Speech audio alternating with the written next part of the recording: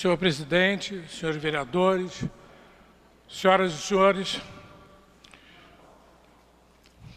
as autoridades brasileiras reiteradas vezes vêm tendo atitudes que afrontam o nosso ordenamento jurídico, especialmente desrespeitando a Constituição brasileira e os acordos internacionais de que o Brasil é signatário. Esse comportamento traz insegurança para todos nós. Hoje, eles afetam os mais pobres, os mais humildes, os negros, as crianças e os idosos. E amanhã? Na semana passada, aqui no Rio de Janeiro, os agentes públicos de segurança ignoraram um dos princípios fundamentais, o princípio da presunção da inocência, que no Brasil é um dos princípios basilares do direito, responsável por tutelar a liberdade dos indivíduos, sendo previsto no artigo 5º, inciso 57 da Constituição brasileira, que enuncia: ninguém será considerado culpado até trânsito em julgado de sentença penal condenatória. Tendo em vista que a Constituição Federal é a nossa lei suprema, toda a legislação infraconstitucional deverá absorver e obedecer tal princípio. É certo, é lógico, é legítimo que o Estado brasileiro tenha o direito e o interesse em punir indivíduos que tenham condutas em desconformidade com a lei, podendo aplicar sanção àqueles que cometem ilícitos.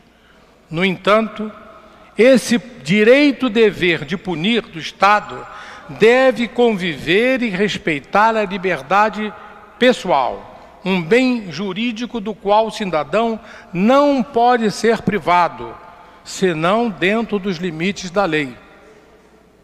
Portanto, diante do cometimento de um ilícito, para que o Estado imponha pena, ele deverá respeitar o suposto autor de tal ilícito, dando-lhe todas as garantias constitucionais e permitindo que este se defenda e não tenha sua liberdade cerceada.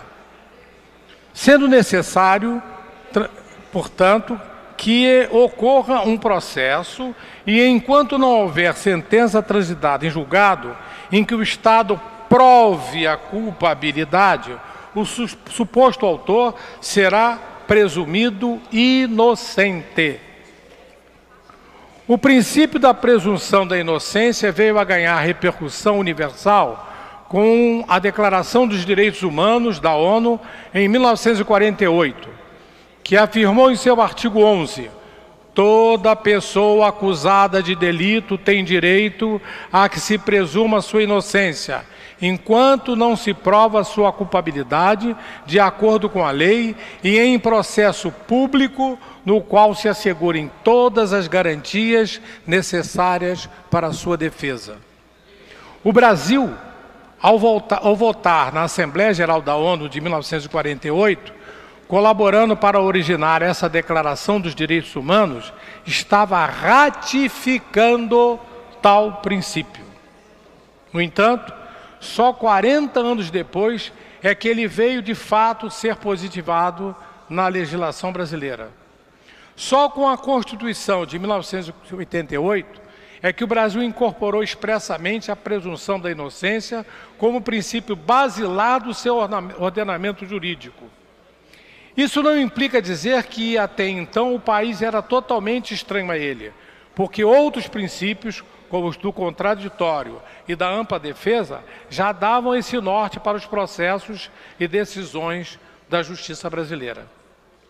Em 1992, o Brasil internalizou a Convenção Americana sobre Direitos Humanos, o Pacto de São José da Costa Rica, que estabeleceu em seu artigo 8º, inciso 1, o princípio da presunção da inocência, ao afirmar que toda pessoa acusada de delito tem direito a que se presuma sua inocência enquanto não se comprove legalmente a sua culpa.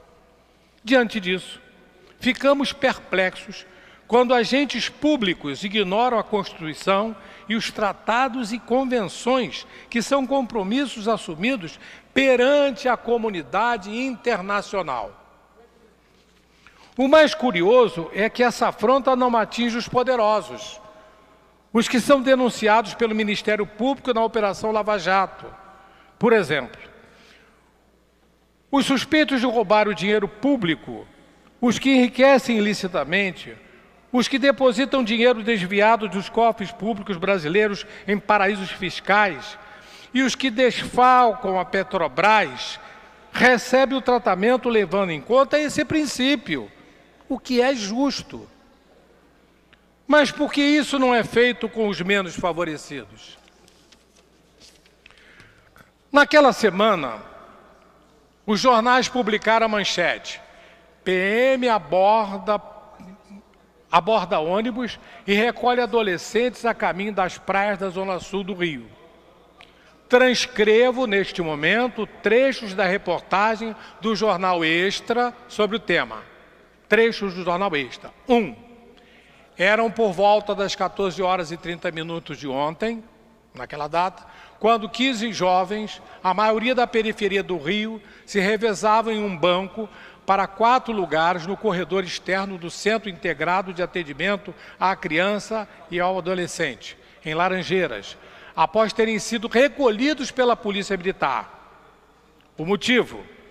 Estavam indo para as praias da Zona Sul do Rio. O motivo deles serem recolhidos: estavam indo para as praias da Zona Sul do Rio. Palavras do Jornal Extra. 2. Do grupo que havia sido retirado de um ônibus que chegava a Copacabana, só um rapaz era branco. Os outros 14 tinham o mesmo perfil, negros e pobres. Todos os jovens ouvidos pelo Extra estavam em linhas que saem da Zona Norte em direção à Orla. Nenhum deles portava drogas ou armas. Vou repetir palavras do Extra. Nenhum deles portava drogas ou armas. 3.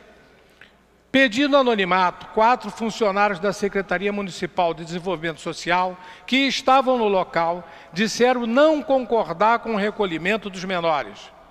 Uma conselheira tutelar, que preferiu também não se identificar, não conteve a revolta com a situação que, segundo ela, tornou-se corriqueira. No início, o critério era estar sem documento e dinheiro para a passagem. Agora, está sem critério nenhum. É pobre? Vem para cá. Só pegam quem está indo para as praias da Zona Sul. Só hoje, naquele domingo, foram cerca de 70. Ontem, sábado, foram 90.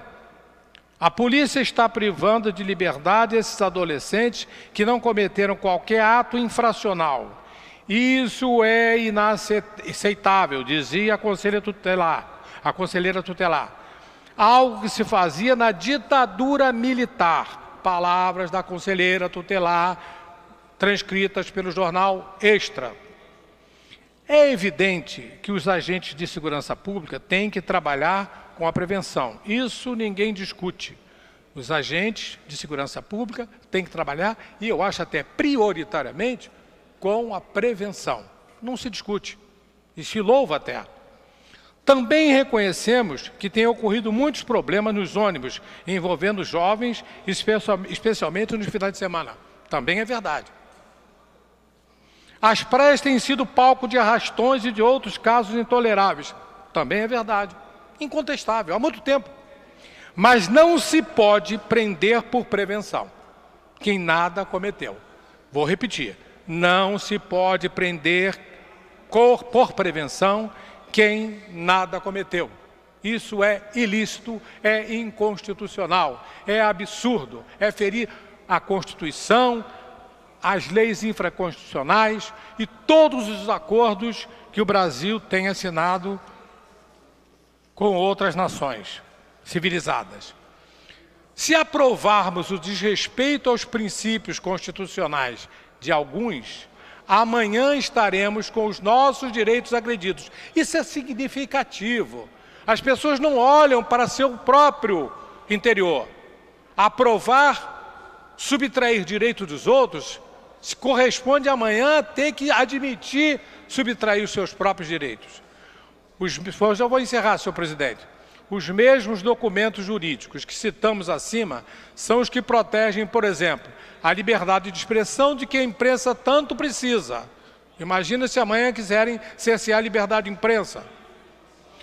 A liberdade de culto, a inviolabilidade do nosso domicílio, o direito de herança, a proteção à propriedade, o direito de resposta, a livre expressão artística, intelectual, científica e de comunicação, a nossa honra e a nossa intimidade, o sigilo de correspondência e das comunicações telefônicas, entre outros direitos fundamentais. Queremos segurança pública, sim, mas, acima de tudo, queremos que as medidas a serem tomadas para nos proteger estejam dentro da constitucionalidade e dentro da legalidade. Muito obrigado, senhor presidente.